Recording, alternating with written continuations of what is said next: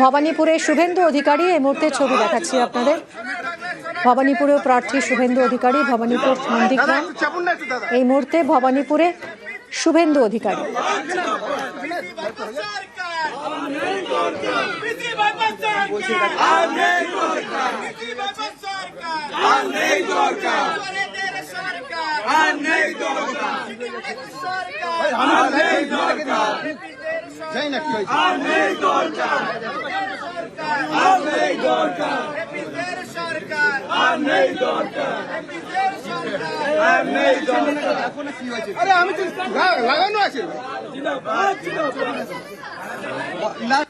High voltage কেন্দ্র ভবানীপুর। ও দাদা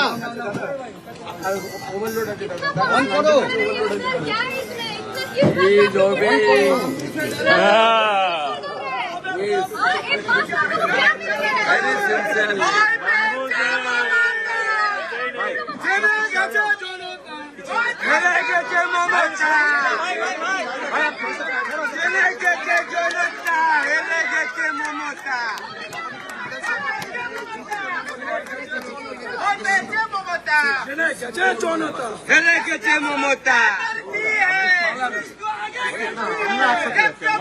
करती है, ममता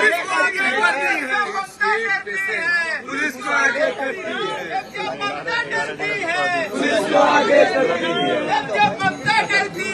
पुलिस को आगे करती है। बीजेपी बीजेपी बीजेपी जिंदाबाद जिंदाबाद जिंदाबाद। ভবানীপুরে শুভেন্দু অধিকারী এই মুহূর্তে আপনারা সেই ছবি দেখছেন। ভবানীপুরে বিজেপি প্রার্থী শুভেন্দু অধিকারী, হাই ভোল্টেজ কেন্দ্র।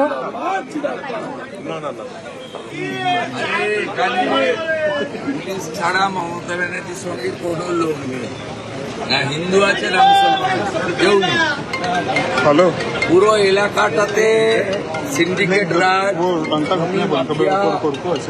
এখানে বড় মুখ্যমন্ত্রী মমতা ব্যানার্জি, ছোট মুখ্যমন্ত্রী শান্তনু সিনহা, এদেরকে সব ক্যাডার বানিয়েছে।